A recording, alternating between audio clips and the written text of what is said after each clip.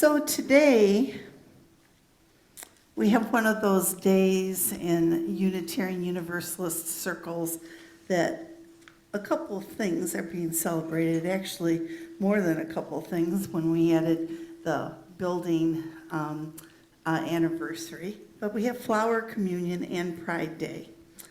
And so the way we're going to acknowledge this is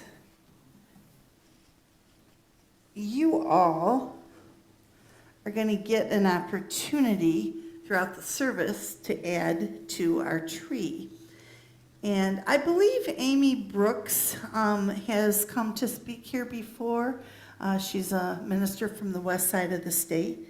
And she wrote these words: as we settle into our nest, we're like little sparrows. That is how the tree of life continues. On these branches, happiness blossoms into fruit. There are no joys too small to share. On these branches, there is a shelter from the wind. There are no sorrows too deep to share. When the storm has stolen your song, these limbs shake on your behalf, and they creak and they moan and they improvise an organic psalm.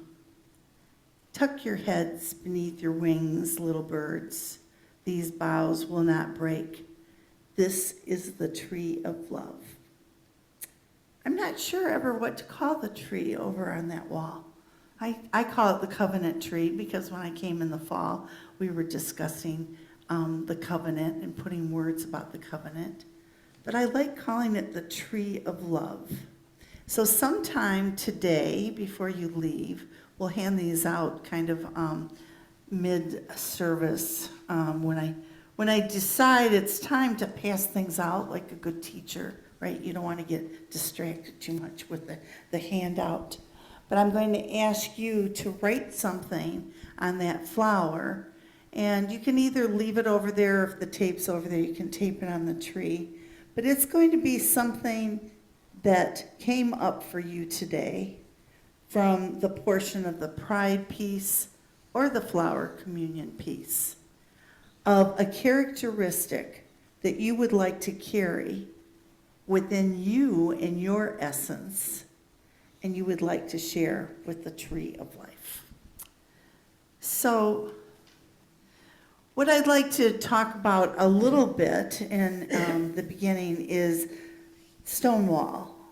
I was watching last week during the sermon when you were discussing pride, and some people knew all about Stonewall. I think our friend Nate got up and gave you a little bit of a synopsis.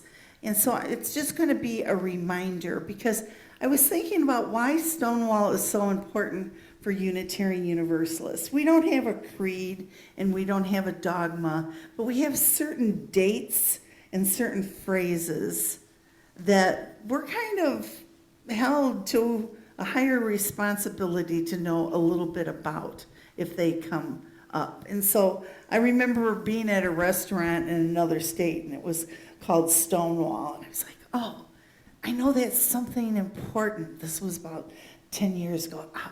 What was that? What was that? So if you ever get to that point, this might help a little bit. Those Stonewall uprisings, the rebellion, happened June 28th, 1969. I'm trying to see if there's anybody young enough that wasn't here then.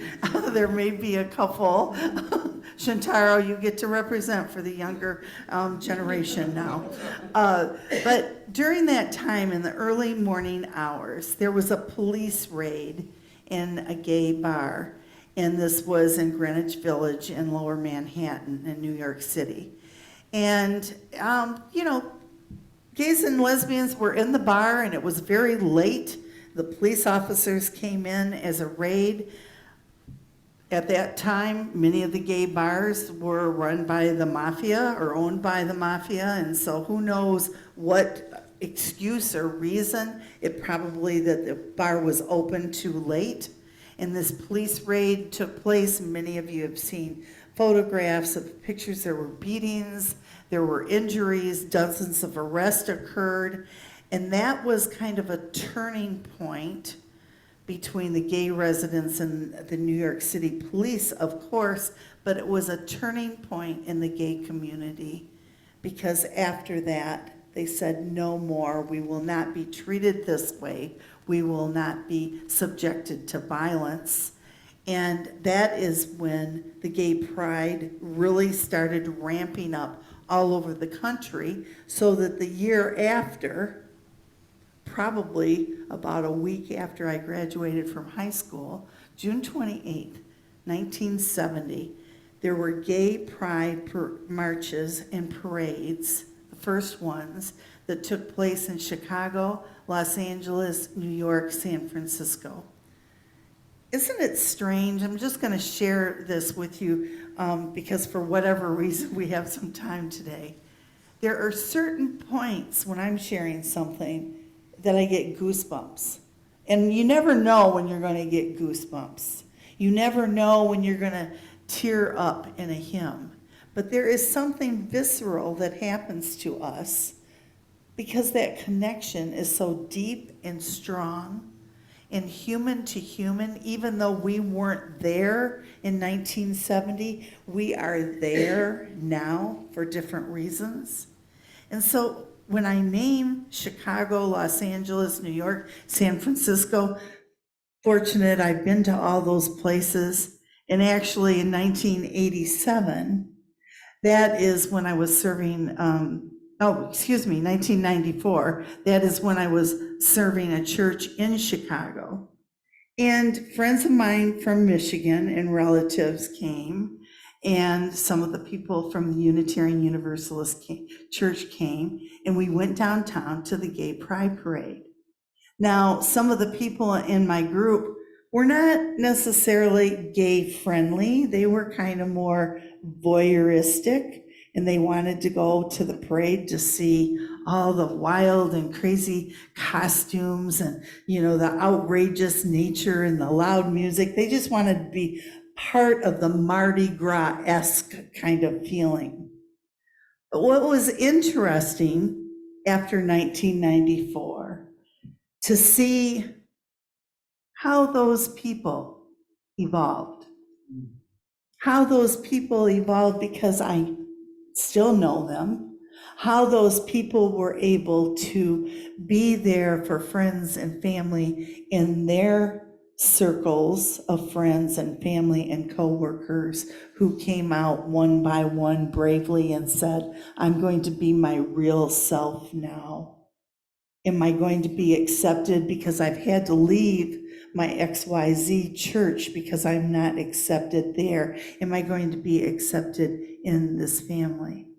And so I look at what peace attending that parade in Chicago had for all of those people. But it was a seed that was being planted, and they were able to welcome people and to understand people at a different level than they had originally when they went to that those marches. I also, when I was doing my CPE clinical pastoral experience in seminary in the 80s, in the late 80s, visiting so many people that were dying of AIDS and how ostracized they were from the community. And so I think what I want to really drive home today is how these two topics of flower communion and gay pride and LGBTQ&A and trans all connect. Because Norbert Capek stood up for the Presbyterians and the Methodists and the Jews. And he stood up for all the differences of people that he knew to be represented in his time. And now it's our time. And so, no offense to anyone, I have a favorite saying, I think I'll trademark it for a bumper sticker. No offense to God in the universe. I made that up. Isn't that perfect? No offense to God in the universe, but I really don't think the issue anymore is what's the difference between Lutherans and Catholics or Presbyterians and Methodists. What we have now is looking at the mystery of why it takes so much energy to accept all people. Why are there people that when they get dressed in the morning, they're not sure if they should dress that way and how they're going to be treated or what kind of energies they're going to be bringing onto themselves, and whether they go with the flow of their essence of who they are or how they fit in and change every decision in how they go about their way. So you all, aren't you lucky to be part of a Unitarian Universalist congregation? Ordaining women in 1860, having gay and lesbian ministers all the way back to the early 1900s. It's amazing. It's amazing. And we're not all in the same space of acceptance, are we? We're all on a spectrum. And so how are we kind to one another so that we can unite those differences, listen to the stories? We can listen to, get this, this is a thought. This is so, I will tell you, if any of you are younger, I'd recommend you go into ministry, because this is so much fun. You can get up here and you can have a thought. The same kind of patience and love and compassion and empathy and call to justice that it takes to deal with a family member that votes differently than you is the same thing, all those essences and characteristics that you have to tap into to understand somebody that loves differently than you. And all it takes is this: being curious, being kind and curious. That's all it takes. And so who can I pick on besides Michael? I guess I'll just pick on Michael because that's the safest. So let's say he voted completely differently than I did, and he looks and listens to the news in the last couple of days completely differently than I did. How could I find out why? I could say, Michael, could you let me know what informs, what stories from your past, what beliefs inform your opinion? Then I hear his story, and I hear why he has arrived here. When we listen to the story of LGBTQ, trans, etc. stories, and now I just remember, yes, you have listened to the stories, and you're kind and you're compassionate, then you're doing exactly what Flower Communion stands for. Accepting diversity and knowing that that first principle, whatever they do with those principles, the first principle is the only one we need. Affirm and promote the inherent worth and dignity of all people, including the people that don't dress, think, love, and vote like you. Maybe they should vote and add that phrase on, and then that would be the end, and we wouldn't have to have any more discussions. So when we look back at the times of the Holocaust, Norbert Capek actually died in a concentration camp. I did not tell the full story. Please Google it. It's amazing the kind of sacrifices he made, not just to bring people of different opinions or beliefs together, but he went back and forth across the big pond, the ocean, back and forth from the United States and back to Czechoslovakia, spreading the word of Unitarian Universalism that some of us are still working on. What do we say, right? What do we say at the garage sale when they say, well, what is a Unitarian Universalist? And you're like, ugh. You have to put it in one little phrase. You know, that's where those elevator speeches come in. But back and forth, he took the message. And here we are. Here we are, 100 years later almost. Yes. Bringing the message back and transforming it. So, we should give some props to his wife also. She introduced the flower communion in 1940 to the United States, Maja Capek. So she was also a Unitarian minister. So how do you turn? How many of you are addicted a little bit? Come on, just a minute. A little bit to those reels on your phone. A little bit. Boy, we have 4 honest people here. I mean, that was nice of you to share. This morning I was listening to one of the little reels, and it had some very interesting older man with dark skin and lots of wrinkles, and he looked like a sage. I don't know who he is. Maybe Farrell Markinson? I don't know who that is. But he said, words without action mean nothing. And I thought of all of you showing up in Howell, showing up last week, showing up here, showing up there, accepting people, doing the work, doing the legislative work, doing the work behind the scenes, calling out, feeling viscerally probably about the earth and needing water. This is a place where it can start and continue. And then another thing that he said is die with memories, not dreams. So all of you do what you need to do in the next step. From Martin Niemer. First, they came for the communist, and I did not speak out because I was not a communist. Then they came for the socialist, and I did not speak out because I wasn't a socialist.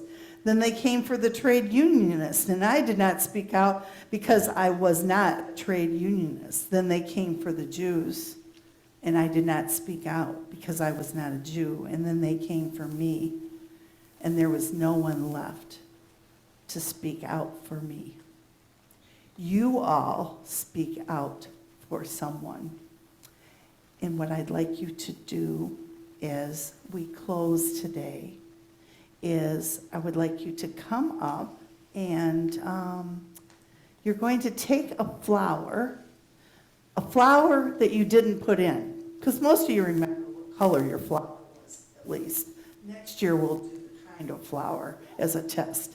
But come up and take one of your flowers, and I want you to think about this. I want you to take 2 flowers, a paper flower and a real flower. And you might want to put this on your flower. Who do you speak out for? Who would you speak out for? Who or what do you protect? And what characteristics of pride do you carry or prioritize in your life?